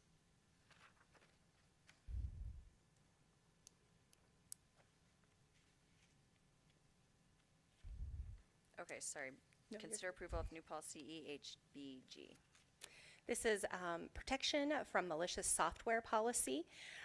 This policy will deploy malicious software, checking programs on the perimeter, the edge of the network, and any individual end user system. And really, the school district will conduct security training, and that will include information on potential harm that may be caused by malicious software, prevention of that software, such as viruses, as well as steps to take if this malicious software is detected. I know our technology department will keep us informed of things that may be coming out through email or a variety of things, what we shouldn't be clicking on, and to make sure that we are reporting those. I appreciate your consideration for new policy EHBG. Thank you. Can I get a motion to approve new policy EHBG, protection from malicious software policy, first reading? So moved. Moved by Mandy, Second. second by Dan. Any discussion? All in favor? Aye. Aye. Any opposed? Motion carries. Next, consider approval of new policy EHBH, remote access policy, first reading. The remote access is really centered around what's called a VPN, and a lot of this is connected with our financial software, such as grants, a lot of the work that our business office does. So really at this point, this policy is going to help secure that this remote access is given the same consideration as any users, whether you're on site or whether you're off site, and that they're going to use those secure remote access. It will be strictly controlled. I think JR and his team will really train and help ensure when they are connecting to that VPN that it is being used correctly, and that we don't open up any of those types of records to any sort of people that shouldn't have that information. And at no time should any school district employee provide their login or email passwords to anyone, not even family members. I appreciate your consideration for new policy EHBH. Thank you. Can I get a motion to approve new policy EHBH, remote access policy? So moved. Moved by Tate, Second. second by Tommy. Any discussion? All in favor? Aye. Any opposed? Motion carries. Next, consider approval of new policy EHBI, security awareness and training policy, first reading. This policy is really focused in on keeping our staff trained in and understand the security policies and procedures. And one of those things that we're going to start seeing coming out here in the near future as part of that training is going to be some Tech Tip Tuesdays of really helping support that security awareness among other types of technology information. But there's going to be periodic security reminders for our workforce members, meaning our staff, to keep up to date with any new threats. As you know, you hear all types of things happening around the country regarding the people coming into our computer system and doing things that they shouldn't be doing in our areas. We'll watch for sort of any viruses, any scams, and also we will run antivirus software on all computers as well to help ensure that information there is safe from any scams or viruses coming in. Appreciate your consideration for new policy EHB1. Okay, thank you. Consider approval of new policy EHBI. Aye, yes. Okay. Security awareness and training policy. So moved. Moved by Tom, Second. second by Tate. Any discussion? I just have one question. Yeah. Who serves as the security officer? That is J.R. Williams. Okay. Good question. And we added designee in, And- right? or Just designee, absolutely. gone. Okay, thank you. Any other discussion? All in favor? Aye. Any opposed? Motion carries. Okay, consider approval of new policy EHBJ, technology end of employment procedure, first reading. At any time an employee does leave our districts, it is important that we continue to protect and keep things safe. And we will be notified, the HR department will be, as well as our informational technology, our IT department, of their departure from our district. And at that point, things will be changed, shut off, and just to ensure things such as keys, IDs and things like that, that they don't have access both on our perimeter as well as through our technology aspect when their employment ends here in our district. Appreciate your consideration for new policy EHBJ. Can I get a motion to approve new policy EHBJ, technology end of employment procedure, first reading? So moved. Moved by Tate, Second. second by Tommy. Any discussion? All in favor? Aye. Aye. Any opposed? Motion carries. Next, consider approval of new policy EHBL, workstation security policy, first reading. This policy really focuses in on those workstations, that they're positioned in such a way that the monitor screens and keyboards are not in view of any unauthorized individuals, and that users really being reminded and focused in on logging off or when they leave that workstation, so that information up on their computer isn't available for other people to see or come in and tamper with. And users will store any written passwords, which we know we have lots of passwords and we're writing them down and they're changing. But please make sure that those written passwords are stored in a secure location, and under no circumstances must those passwords or information be accessible on those workstations or in that vicinity as well. Appreciate your consideration for new policy EHBL. Thank you. Can I get a motion to approve new policy EHBL, workstation security policy? So moved. Moved by Dan, Second. second by Mandy. Any discussion? This one brought a lot of discussion in our work session, but it was a good one. Good reminders to people too. Can I get a motion to approve? Oh, we already did that. All in favor? Aye. Aye. Any opposed? Motion carries. All right, last one. Consider approval of new policy EHFA, use of artificial intelligence, first reading. As we know, AI, or artificial intelligence, is everywhere right now, and I think it is one of the most rapidly changing pieces of our technology. And this was one policy we didn't have any background on, and even around the state, this is all new beginnings. So we anticipate, just like with our concealed carry, we may be coming back in the future, making changes as we continue to learn and develop new information regarding AI. And something I think many times we think about AI, that it's plagiarism, it's them doing the work for them, and it's much more than that. And so we've had a team working together for several months to really encompass this.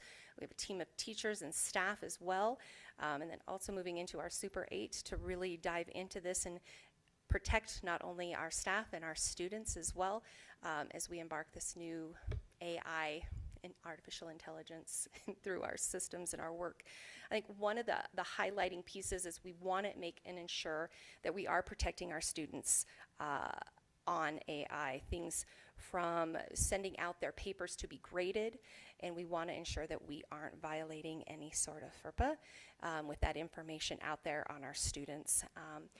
There is a lot of training and information that we are hoping to continue to do as we continue to develop, to ensure that not only our teachers but our students know how to use it as a tool and a resource in their work each and every day on that. So a lot of thought has gone into beginning this draft, and I anticipate we'll be back in the months to come as we continue to develop and learn more about AI. And we also have developed a tech steering committee that will be meeting next week for the very first time.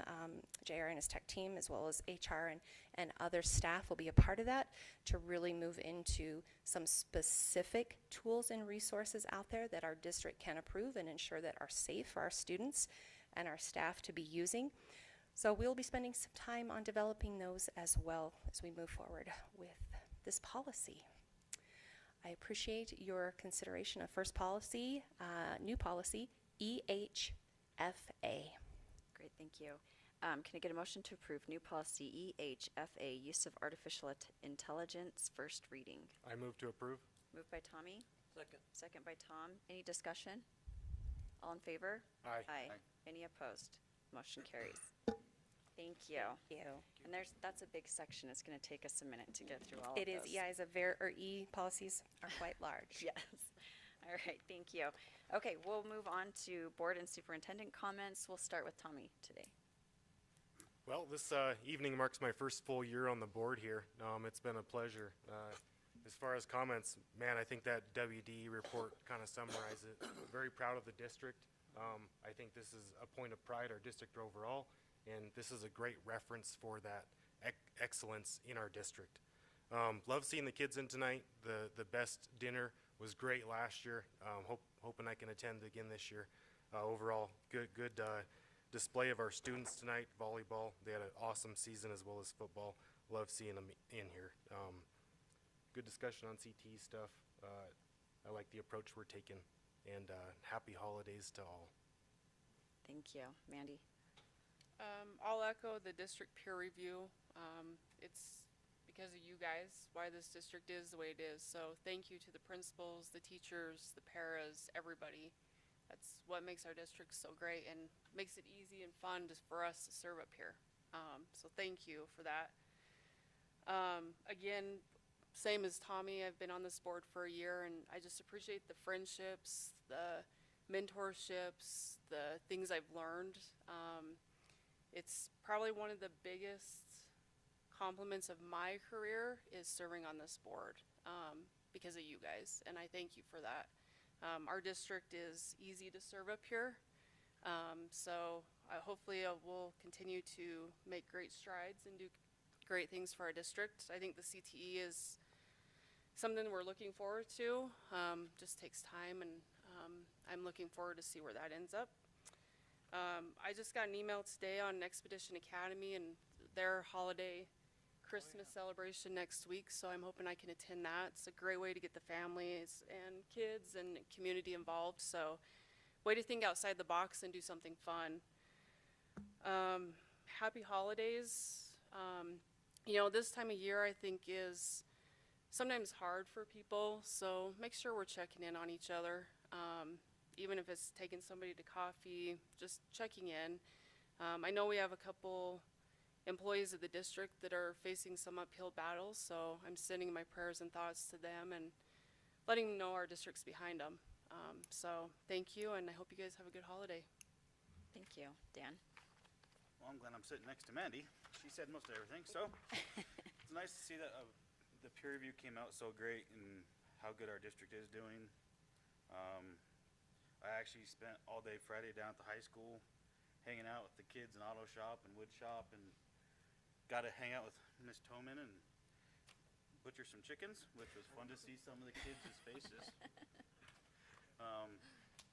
Then I went to their big presentation Mr. Heslop had at the end for learning, which is kind of cool to see some of the teachers, how they're splitting up and doing different programs to see different expansions. So that was kind of cool to see because I had no idea we were doing that. It's always awesome to see the best kids come in here. They try so hard, and it's amazing what they can do. It was cool to see the robots and see what grants we can do and what we can get for our grants. I hope we can get some more with doing the CTE and trying to get that expansion going and staying on stride and keep the ball going. Great to see our sports still doing good as always, and seeing Mrs. Dewey have a great year like she did first year. Other than that, that's all I got. Thank you. Tom? Okay, well, tell me something good, right? Yeah, so, anyway, just the best program. I mean, it's an amazing program anyway. Their Christmas dinner is this Friday, I think at 11:30. I won't be able to be there. I'll be at a doctor's appointment in Salt Lake City, but if you have a chance to attend, it's absolutely amazing. Annie Mast is amazing. Trying to teach young kids how to program is a daunting task in and of itself. Hats off to our volleyball staff. Andy, and I don't know if you heard Ashley, but Andy was also the coach of the year.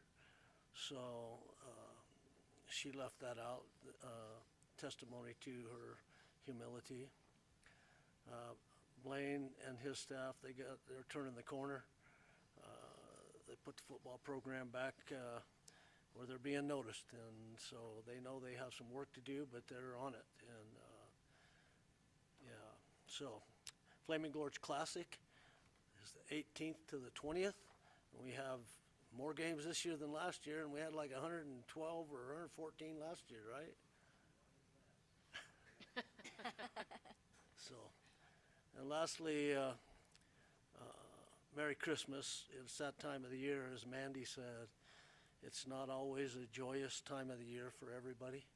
It's a hard time for a lot of people, so my advice is take the gifts that God gave you and do something nice for somebody else and expect nothing in return.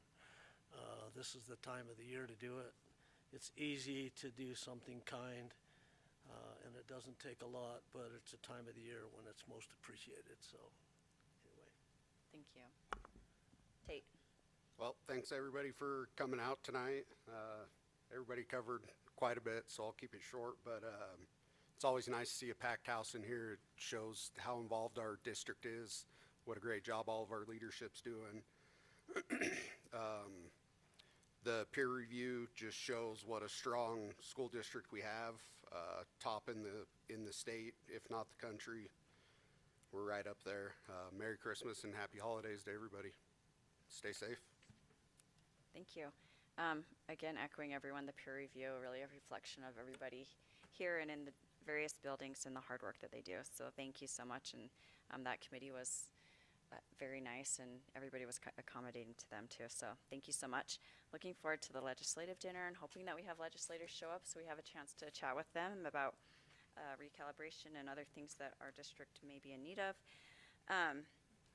And I just want to thank this board. Everybody puts in a lot of time, we don't just show up on these nights. And so thank you to everyone, and our new board members have jumped in, and it's been a busy year, and this year hopefully won't be as busy. I shouldn't say that, but so thank you.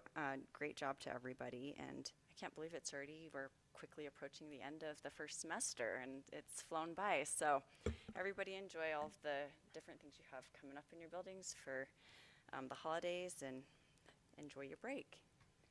Scott. Yeah, just got a few things to mention. I echo everything that's already been mentioned, so thank you for highlighting all those great things that are happening. In addition, though, I do want to mention that we are reopening the Tolman Ranch School. We have a teacher and 2 students that'll be starting there January 5th. I will be their principal.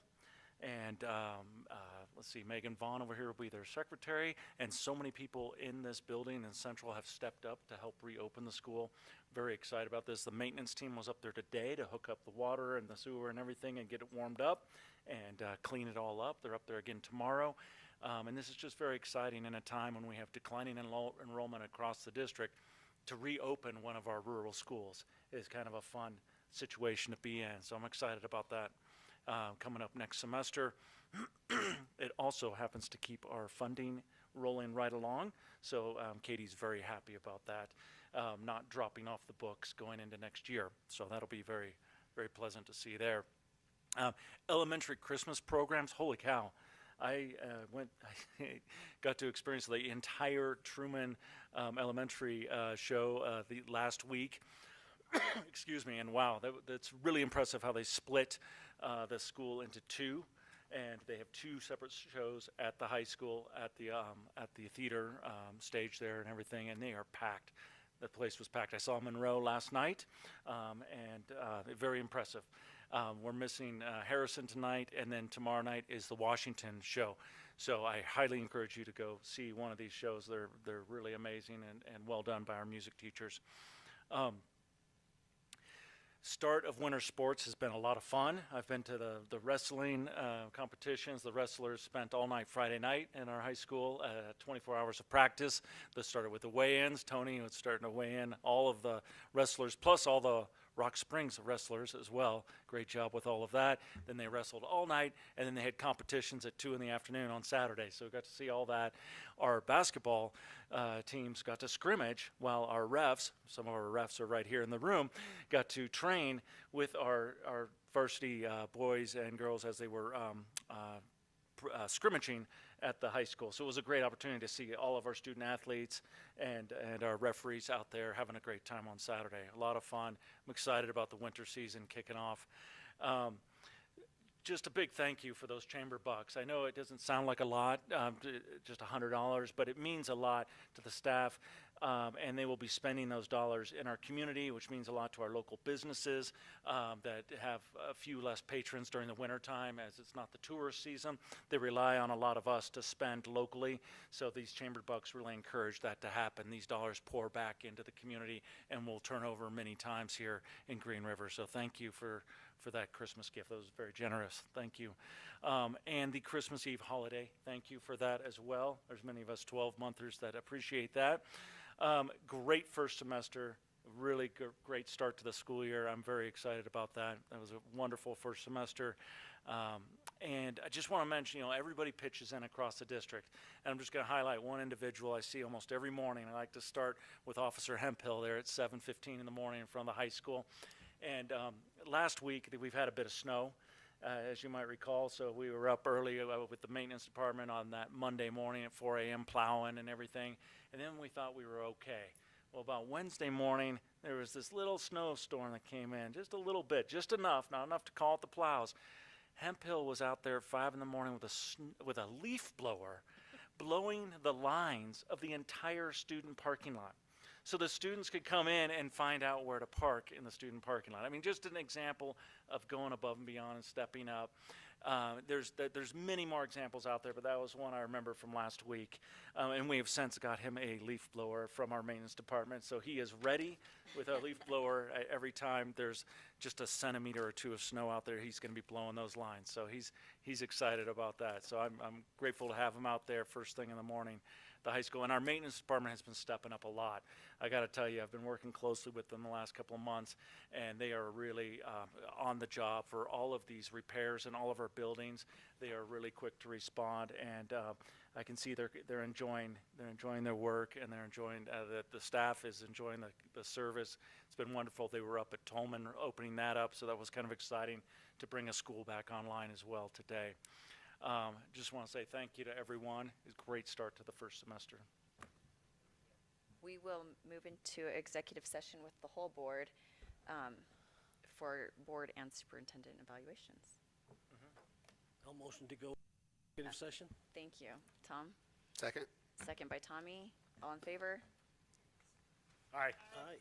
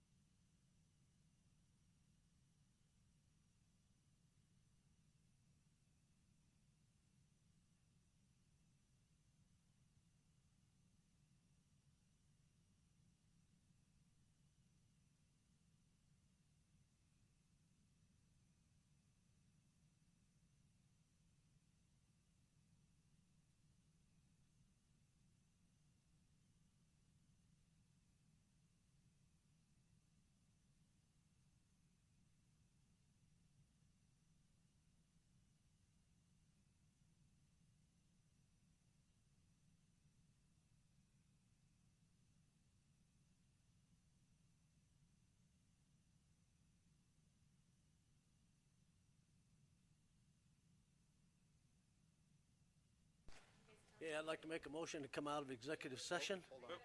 Oh. We good now? Yep. I'd like to make a motion, we come out of executive session. Motion by Tom. Second by Mandy. Any discussion? All in favor? Aye. Aye. Any opposed? Motion carries.